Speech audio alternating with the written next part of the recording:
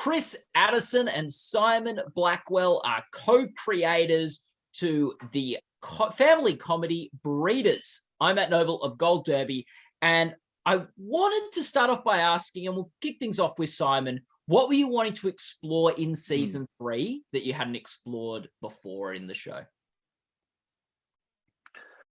Well, initially, we were wanting to explore the aftermath of what happens at the end of season 2, which is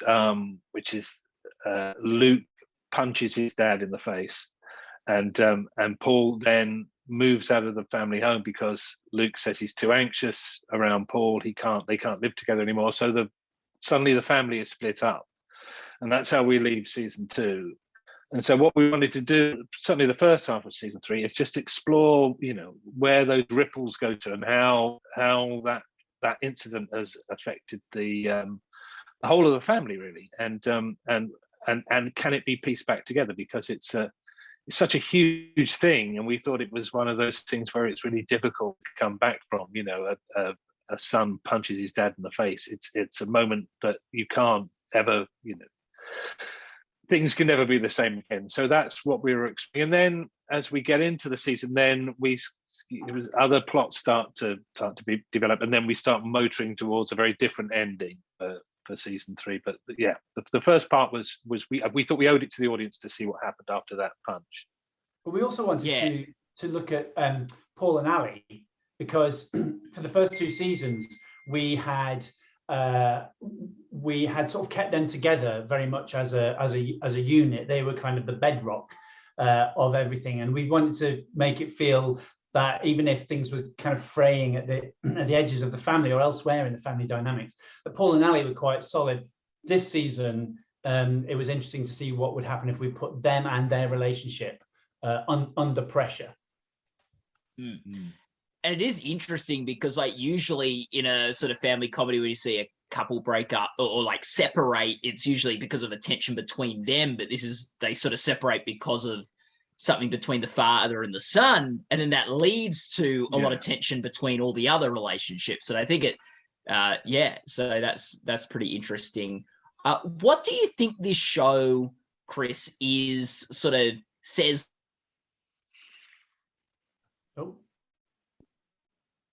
Oh, I've lost you, Matt.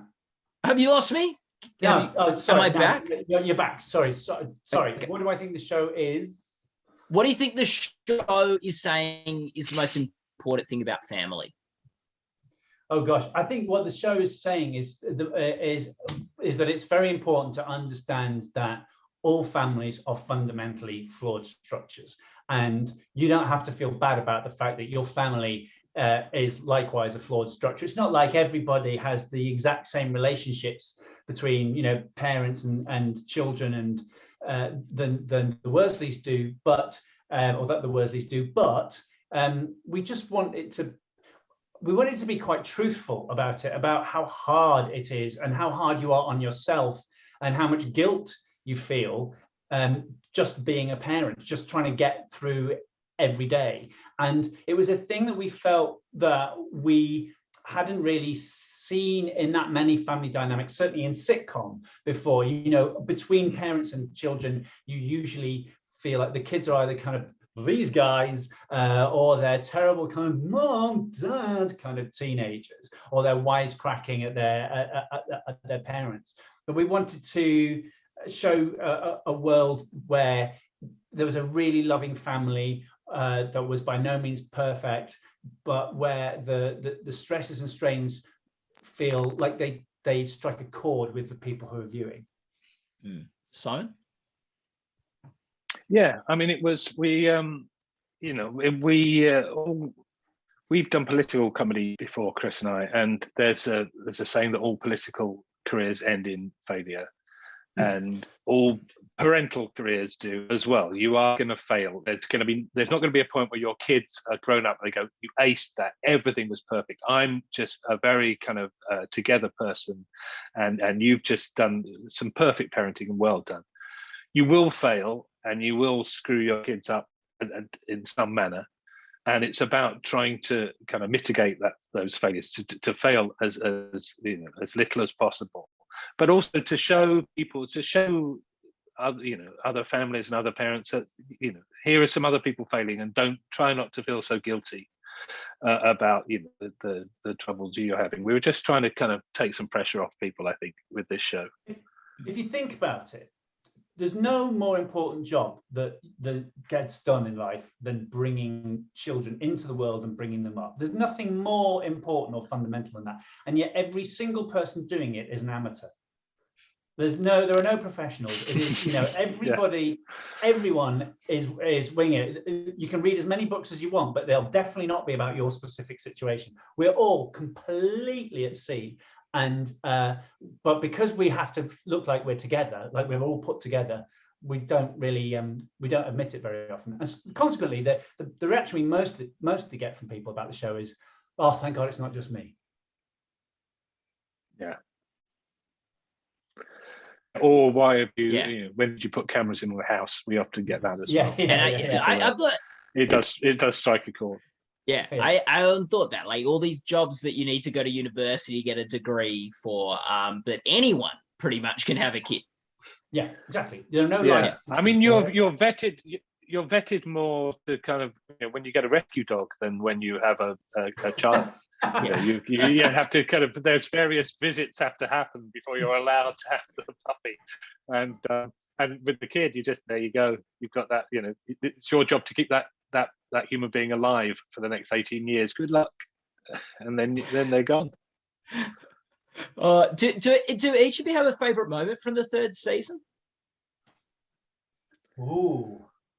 I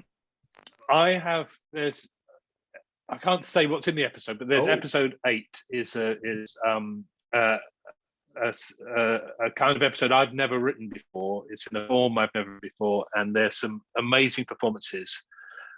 It's an episode that just has 3 of our characters in it, in a very restricted space, and it's I think those are the moments within that are my favorite moments of this season.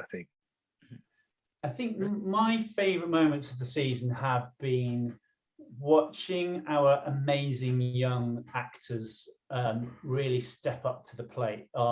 Eve and Alex are wonderful kids.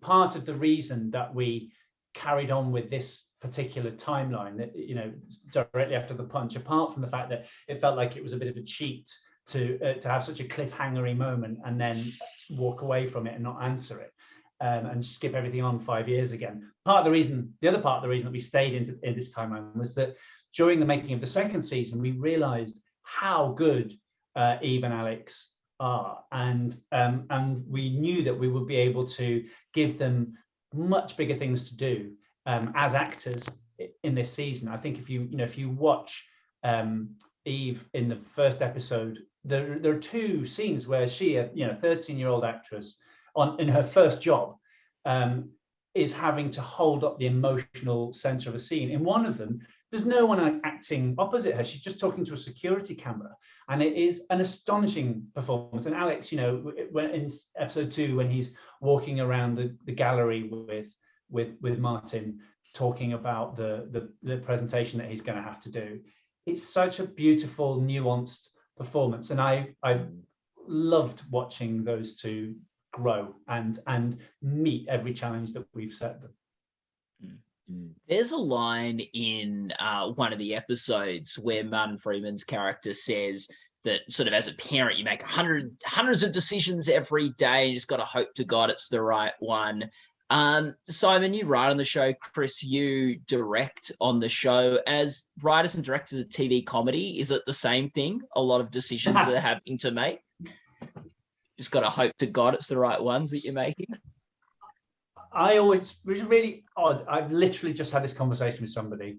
The thing that stops me from losing my mind as a director is that I was once told that Ridley Scott, of all people, said the job of a director is you turn up at 7 in the morning, you get out of the car, and as soon as you get out of the car, people run towards you with questions, and your job is to answer those questions, and those questions don't stop all day until you get back in the car 13 hours later. He said, and I reckon a good day is when I've got 40% of them right. So I think it is exactly the same situation. Simon, what about as a writer? Yeah, I mean, as a writer, it's a process that's that's drawn out longer than that. But you are at each stage of the script, you're having to make a decision about where this character might go and where that character might go, and that will then follow on for through the next however many episodes. So sometimes you have to think, I've got an instinct that this is a good idea, and I'm going to put it down and hope it works. But it's there are no you often wonder about where it might have gone otherwise, where a script might have gone otherwise, because it can go anywhere, and you have to trust your instincts. Mainly, I think writing, you have to think, I think this will work. I hope this will work. You never, or you shouldn't ever think, I'm certain this will work, because I think that way, your madness lies. I think you always have to have some doubt, but just trust your instincts. Mm. And Chris, in making television comedy, what is the most difficult lemon difficult thing? Time. It's the amount of time that you have to do it. I think it's probably the same for drama. Well, a difficult thing for comedy is that, as Simon says, you don't really know. The thing about comedy is you don't know until you do it whether it's funny or not. It's a peculiar thing. I think my background is I started as a stand-up comedian, and the way that you put a set together or a show together is you go and try it in front of people, and if there's a humiliating silence and you feel crushed, then you know not to do that bit again. And so by the time your show is ready for proper touring and public consumption, it's been absolutely bulletproofed as far as you can by that very thorough process. Whereas here, you're trusting in much the same way that Simon was talking about. You're trusting your instincts so much. Sitcoms don't get tested before they go out. A number of people look at them over the course of their from the writing to the shooting to the editing, but you don't know until you put it out there. So much of it is about instinct, and maintaining your self-belief is absolutely the biggest challenge. Well, Simon, what about you?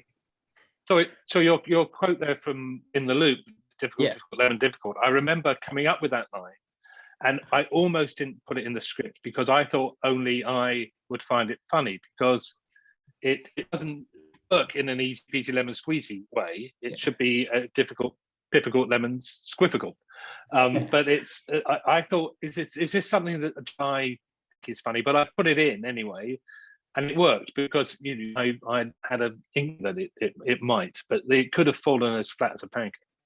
Yeah. I watched In the Loop with my best friend, and that line, I have never seen him laugh that hard at a movie before on that line. Good. So I'm glad you kept it in, and he is probably even more glad. So a great line. Yeah. Now, it is in some ways, Breeders is hits on heavy drama at times, but something with the show that I think is a lot of tension can build up, sort of like a balloon blowing up, and there'll just be, particularly the end of a lot of episodes, there'll just be a little bit of an undercut or release. How much thought is put into how to undercut those moments of high drama and tension so that it sort of stays in that comedy sphere?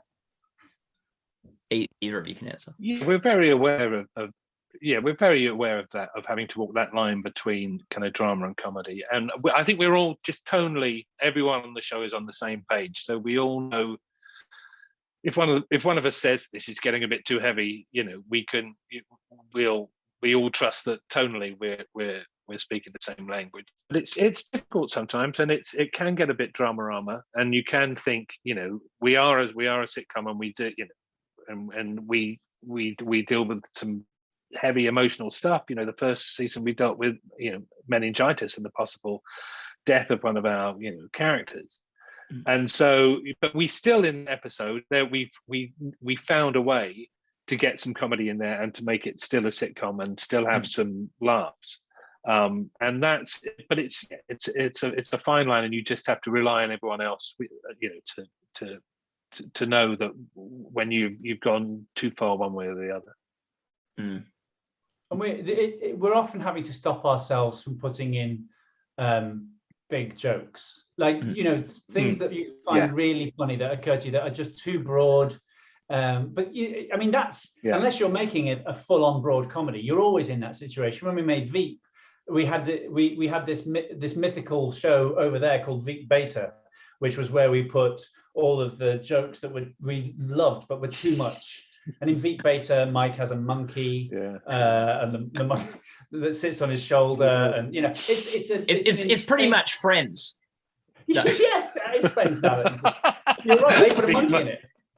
Friends Beta, he's got a gorilla. It's his friend is an actual gorilla who he lives with. But so there's your comedy instincts are always going to try to drag you towards something that's big. And there are moments, in that are right on the edge that we do.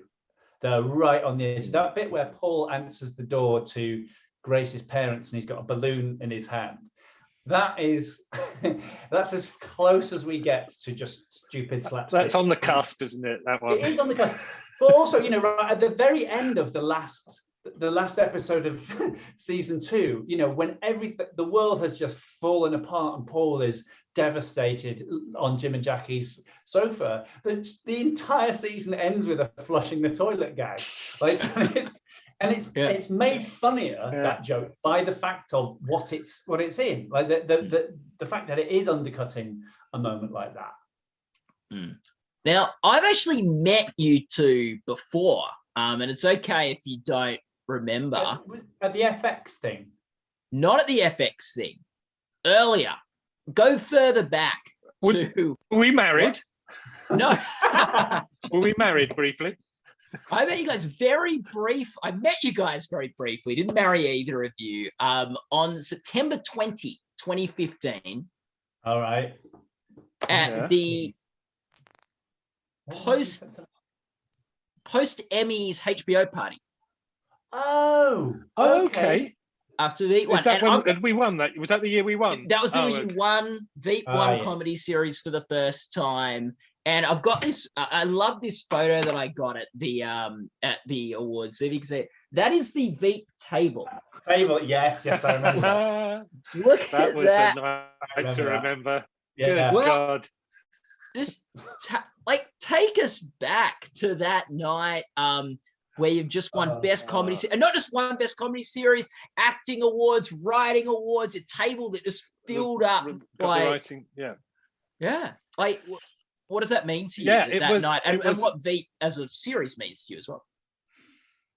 Well, that night, Armando had said if we won the writing award, he wanted me to make the speech. So I was just worried sick for most of the evening.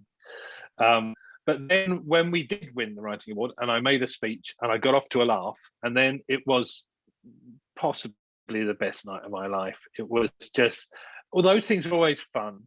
And you always think, it doesn't matter if you win. But if you win, they're really good. And we just had and then we got the show as well. And we got it from Mel Brooks.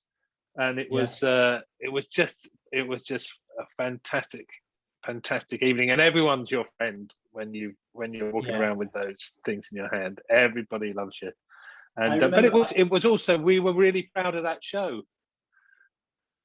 Sorry, Chris. I think that was that season. We won. That was the 4th season, and I think it was, that was as good as we made it. I think it was a really strong season. I will never forget hearing Mel Brooks say the word Veep. The fact that it was Mel Brooks was just astonishing. It was wonderful. And what it means as a show, well, I mean, it's a huge formative experience for me. As a director, it was sort of how I, for good or ill, it was how I learned my craft, or didn't learn my craft, given the way that show is shot in a particularly unusual way. But I mean, I think about Veep all the time. I have behind me, I have little Selena, and and little Jonah, and there's a Richard and a Gary back there as well. They're falling over. But I think about it all the time. It was a genuinely wonderful thing because partly it was so good because it was like we were all on sitcom camp because we shot it in Baltimore and all the, and it was British writers and directors by and large, all away from home in Baltimore. And then the cast were all from LA or Chicago or New York. They were all away from home in Baltimore.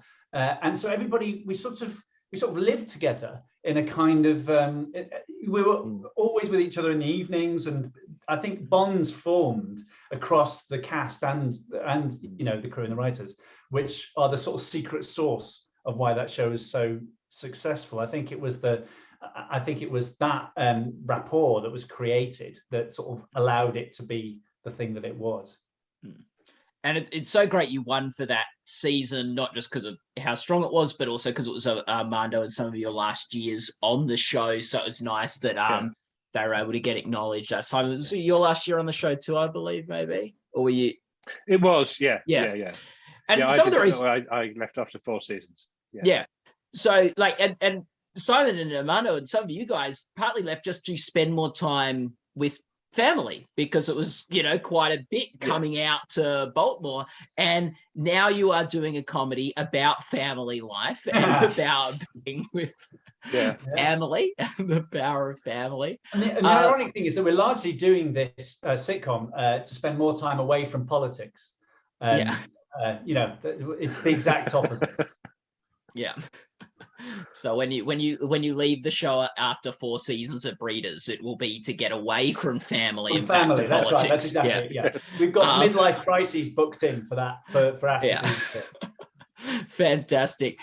Just to wrap up, what's a lesson that you took from Veep that you've taken with you to Breeders, even though they are such vastly different shows in terms of tone? It's a great one. That's a great question. I think probably it's for good or ill. It's that the script is never finished. Like there's always a There's no point where you can go, that's it, that's good enough, done with a script. The script is absolutely live right up to and including the moment that you're shooting it. And I think if you're alive to those ideas, it's very useful. Yeah, so, I guess it's what we learn from that is not to be afraid of that, not to be afraid of the fact that the script is a sort of is a fluid thing up until and up until and through the edit, and if you're not scared of that, if you treat that as a positive, then it's a lovely thing because you're always creating, you're always making. The thing that I insisted be put in place that is similar to Veep is the extended edit time that we have. So normally when you're making a sitcom, you would have 4 or 5 days to edit it. Under the American system, the director gets to do like the first pass of that, and then it gets taken off, and the showrunner deals with it. But with Veep and latterly with Breeders, we have more like a 2-week time period, and and the director stays on board for the whole of the edit. And what that allows is it just allows you much more time to experiment with the edit. The edit is the unsung hero of any given film or TV show. It's the final rewrite, isn't it? Absolutely. The thing that we think of as making a movie is when you're shooting the movie. That isn't making a movie. That's resource gathering. You make the film or the TV show in the edit, and the decisions you make in the edit can fundamentally change how everything works. And you need time to fine tune it properly. But lots of sitcoms aren't afforded that time. And because it's money, isn't it? It's expensive to keep an edit over for twice as long.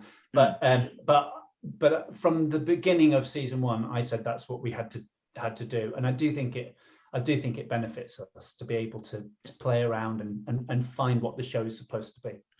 and with a few notable exceptions, the best editing is also the editing you notice the least when watching it. Like, absolutely, yeah. So unless you're making a feature of it, unless you're going, look at this, unless you're like Baby Driver, the point of Baby Driver is the way that it's edited. It's and so okay, that's fine. But yeah, you're absolutely right. The best editing you would never know. Yeah.